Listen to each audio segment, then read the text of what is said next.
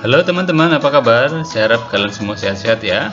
Kita walaupun di rumah, tapi kita masih tetap harus semangat belajar ya. Tema pembelajaran kita hari ini adalah masih berkaitan dengan gambar ini ya. Ini menggambarkan Allah yang sedang membentuk manusia dengan tangannya. Ya, hari ini tema pembelajaran kita adalah panggilan karya atau profesi ya. Sebelum memulai pembelajaran, saya ingatkan ya, kita harus tetap hidup sehat ya, menjaga kesehatan kita, istirahat yang cukup ya, itu yang paling penting ya. Terus kemudian kalau perlu kita harus berolahraga ya, makan makanan yang bergizi ya, dan ingat kita juga harus memakai masker ya kalau bepergian ya, untuk menjaga kesehatan kita. Dan dengan menjaga kesehatan kita juga menjaga kesehatan orang lain. Oke, anak-anakku, teman-teman, dengan pembelajaran hari ini kita diajak untuk memberi makna kerja, yaitu bahwa kerja merupakan perwujudan iman kita kepada Tuhan ya. Nah, nanti akan kita lihat ya teman-teman ya. Manusia ini kita ini manusia kan. Nah, manusia itu juga disebut dengan makhluk pekerja ya. Maka tanpa bekerja manusia akan kehilangan jati dirinya ya. Karena apa? Karena secara kodrati memang manusia itu diciptakan sebagai makhluk pekerja ya. Tanpa bekerja manusia akan kehilangan jati dirinya. Jelas ya?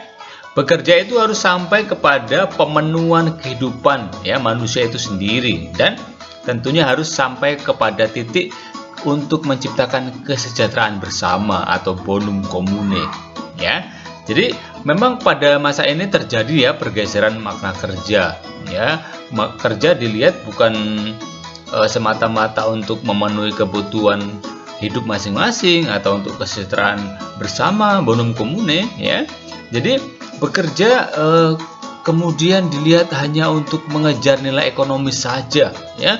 Ya, digaji berapa, dibayar berapa ya. Kemudian untuk kepuasan materialistik ya, yang berkaitan dengan materi-materi saja ya, mengumpulkan modal sebanyak-banyaknya ya, hingga nanti mengabaikan kepada kepentingan manusia itu sendiri ya, hanya tertuju kepada memiliki orientasi mengumpulkan sebanyak-banyaknya uang ya, tidak lagi peduli terhadap nilai-nilai kemanusiaan ya, mengabaikan nilai moral ya, kemudian apa, melakukan praktik-praktik ketidakjujuran ya, korupsi ya, itu kemudian yang membuat kerja menjadi kehilangan maknanya ya. Terus hanya untuk meningkatkan gengsi ya, terus apa, menghalalkan segala cara apa untuk mendapatkan pekerjaan tertentu ya, dengan suap, dengan setelah bekerja kemudian melakukan korupsi ya. Itulah pergeseran makna kerja yang terjadi di kalangan masyarakat dewasa ini ya. Jadi masyarakat juga kurang memberi atau menghargai pekerjaan domestik ya, atau pekerjaan yang biasa ya, seperti ibu rumah tangga ya, buruh, petani ya, meskipun pekerjaan itu dijalani dengan penuh ketekunan dan pengorbanan ya. Jadi mereka kurang menghargai ya, bahwa ibu rumah tangga itu memang pekerjaan yang mungkin remeh-temeh ya bagi sebagian orang, tapi itu lihat, itu pekerjaan yang luar biasa. Karena apa? Karena harus ya melihat segi-segi yang ada dalam rumah tangga ya. Ada nanti harus membersihkan rumah ya, mencuci piring, membereskan dapur ya, mendampingi anak ya. Itu pekerjaan yang tidak mudah loh ya, harus dibutuhkan ketekunan dan pengorbanan. Dan nah, itu mungkin sekarang ini kurang mendapat perhatian ya, apalagi buruh dan petani ya, yang mungkin dipandang sebagai pekerjaan-pekerjaan yang remeh-temeh, pekerjaan-pekerjaan yang yang tidak bermakna. Nah, ini teman-teman nanti akan kita lihat ya. Maka gereja melalui ajaran sosialnya ya. Di sini ada dua ajaran gereja yang akan kita bahas. Yang pertama adalah Laborem Exercens ya, artikel 25 ya. gereja menegaskan bahwa manusia hendaknya menyadari ya, ketika ia melakukan pekerjaan, ia berpartisipasi dalam pekerjaan Tuhan. Ya, dengan tenaganya manusia memberikan sumbangan, merealisasikan rencana Tuhan di bumi. Ya, manusia diharapkan tidak berhenti untuk membangun dunia menjadi lebih baik atau mengabaikan semua. Ya, manusia memiliki tanggung jawab lebih untuk melakukan hal itu. Ya, jadi gereja ingin menegaskan kembali ya bahwa manusia itu harus menyadari bahwa ya dengan melakukan pekerjaan ia berpartisipasi dalam pekerjaan Tuhan. Ya, teman-teman ya, dalam Laborem Exercens yang artikel ketiga juga gereja ingin menegaskan bahwa karena pekerjaan merupakan kunci dan solusi dari masalah sosial, ya. Pekerjaan sangat menentukan manusia dalam membuat hidup menjadi lebih manusiawi, ya. Jadi memang permasalahan-permasalahan sosial itu terjadi karena memang terjadinya pengangguran, ya, tidak bekerja. Nah ini gereja mengingatkan bahwa dengan pekerjaan itu ya jelas ya masalah-masalah kemiskinan ya dengan harapan dapat teratasi. Karena apa? Dengan pekerja manusia bisa mencukupi kebutuhannya ya. Dan mencukupi kebutuhannya berarti manusia ya ikut menjaga suasana ya kehidupan sosial ya, permasalahan-permasalahan sosial menjadi teratasi ya. Dan yang ketiga Centesimus Annus ya artikel 31 ya, gereja ingin menegaskan bahwa dengan bekerja manusia berinteraksi dengan manusia lain ya. Lewat kerja pula manusia menghasilkan sesuatu untuk orang lain ya. Dengan demikian pekerjaan membuat manusia menghasilkan sesuatu ya, menjadi berubah dan produktif ya, karena sumber daya manusia yang bekerja jauh lebih luas daripada sumber daya alam, dan kerja itu membuat manusia semakin sadar untuk mengelolanya ya. Ini lebih juga mengingatkan akan dimensi sosial ya. Sekali lagi bahwa dengan bekerja jelas ya manusia akan berinteraksi dengan manusia lain ya, menghasilkan sesuatu untuk orang lain ya. Jadi ingat aspek-aspek pekerjaan itu ya. Jadi gereja ingin kembali meluruskan ya pergeseran makna pekerjaan, makna kerja ya. Teman-teman, kita lihat sekarang tentang arti kerja ya, bagaimana kerja ini dipahami ya. Kerja adalah setiap kegiatan manusia yang diarahkan untuk kemajuan manusia ya, baik kemajuan rohani maupun kemajuan jasmani, dan mempertahankannya. Karena itu pekerjaan memerlukan pemikiran dan merupakan kegiatan insani, kegiatan pribadi ya. Jadi kalau pekerjaan yang tidak diarahkan pada kemajuan manusia ya, atau kemajuan rohani atau jasmani ya jelas itu tidak dikatakan pekerjaan ya. Misalkan ya mencuri jelas ya itu bukan pekerjaan ya. Karena apa? Karena itu tidak mengarahkan kepada kemajuan manusia ya, malah merusak tentunya ya. Jadi kita bisa lihat ya mana yang digolongkan kepada pekerjaan atau kerja ya.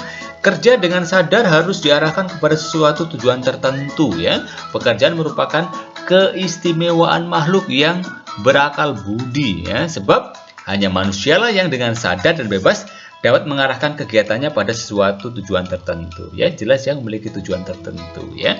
Kalau pekerjaan ya dilakukan tidak memiliki tujuan ya, hanya sekedar rutinitas melakukan pekerjaan itu ya, berangkat jam 6 pulang jam 12 atau pulang jam 4 ya, tidak memiliki tujuan ya, bahwa memang dengan melakukan pekerjaan itu dia mampu untuk memenuhi kebutuhannya ya, pekerjaan itu mampu mengekspresikan dirinya ya.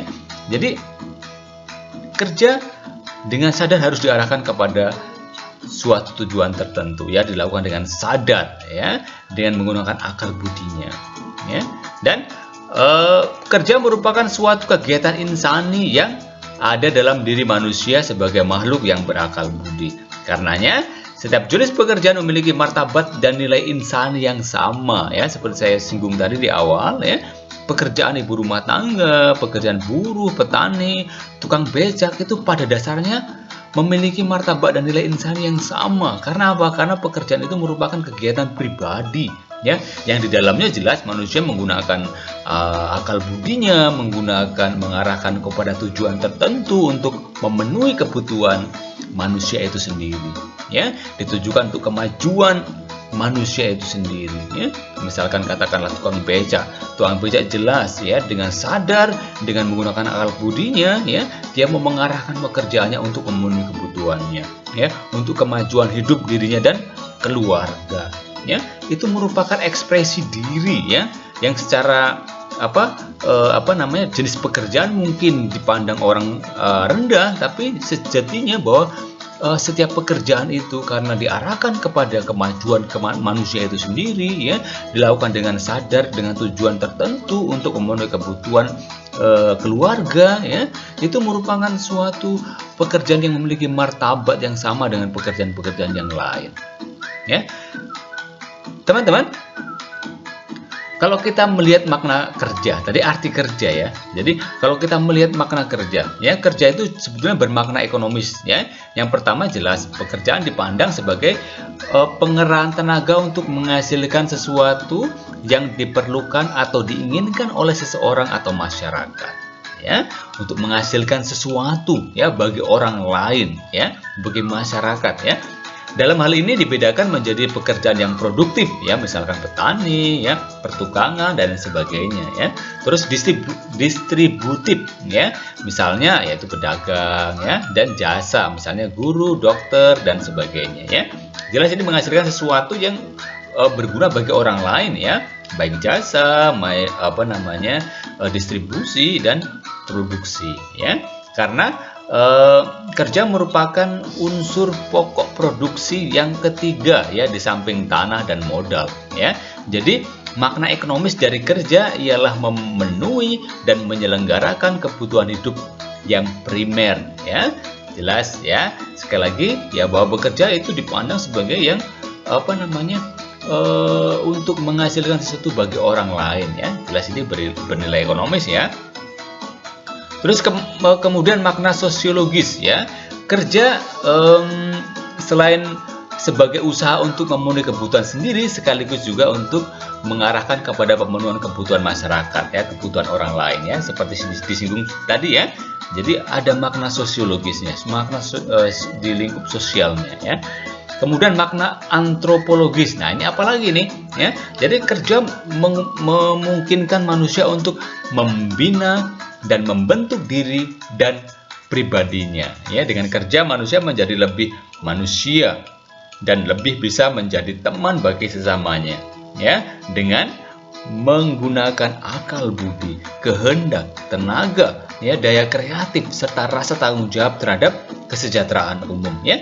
Ini lebih mengarah kepada kemanusiaan kita, ya, antropologis, ya. Jadi sekali lagi untuk membina diri, ya, membentuk diri, mengembangkan diri sebagai pribadi, ya, sekaligus bahwa kerja harus kita akan sekaligus menjadi teman bagi sesama, ya, dengan yang akal budi yang kita miliki, dengan kehendak kita, dengan tenaga, daya kreatif, ya, serta ketanggung jawab, ya. Jelas, ya, ini, ya.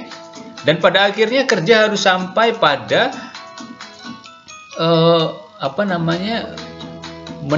merupakan salah satu bentuk pengabdian diri kita kepada Allah sebagai tujuan akhir manusia, ya.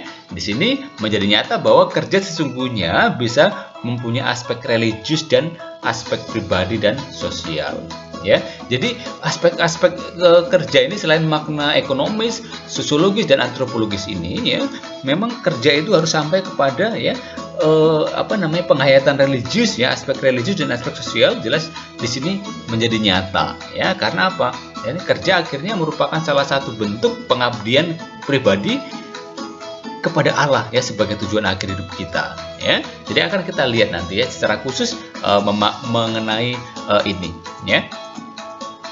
Teman-teman, ya, kalau kita melihat tujuan kerja itu sebenarnya apa sih? Satu, jelas, ya, orang bekerja untuk mencari nafkah, ya. Kebanyakan orang bekerja untuk mencari nafkah, mengembangkan hidup jasmaninya dan mempertahankannya, ya. Jadi untuk mempertahankan hidup tentunya, ya. Orang bekerja untuk memenuhi kebutuhan hidup, untuk memperoleh kedudukan serta kejayaan ekonomis serta menjamin hidup jasmaninya untuk masa depan, ya. Nilai yang mau dicapai bersifat jasmani, ya. Keberlangsungan hidup, ya. Kemudian memajukan teknik dan kebudayaan. Nah, apa maksudnya ini? Bahwa dengan bekerja, orang dapat memajukan salah satu cabang teknologi atau kebudayaan, ya, dari yang paling sederhana sampai yang paling tinggi. Ya, jelas ini untuk mengekspresikan, ya, untuk mewujudkan, ya, teknik-teknik yang atau kebudayaan yang ada. Terus kemudian untuk menyempurnakan diri sendiri, ya, ini kita sudah lihat juga tadi, ya. Dengan bekerja manusia lebih menyempurnakan diri sendiri, ya. Ia menemukan harga dirinya, atau lebih tepat ia mengembangkan kepribadiannya. Dengan bekerja manusia lebih memanusiakan dirinya. Ya, ini lebih kepada makna antropologis tadi, ya, yang sudah kita lihat.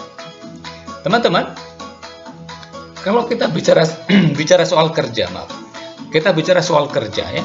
Apa sih hubungan antara kerja dan doa? Ada pepatah mengatakan ora et labora, ya, yang berarti berdoa dan bekerjalah, ya. Apa sih hubungannya? Jadi doa dapat menjadi daya dorong bagi kita untuk bekerja lebih tekun, lebih tabah dan tawakal. Ini, ya, yang menjadi hubungannya, ya, bahwa dengan berdoa manusia, ya, menjadi semakin tekun, menjadi semakin tabah dan tawakal dalam menjalani pekerjaannya, ya. Doa dapat memurnikan pola kerja, motivasi dan orientasi kerja kita, ya, apabila sudah tidak terlalu murni lagi, ya.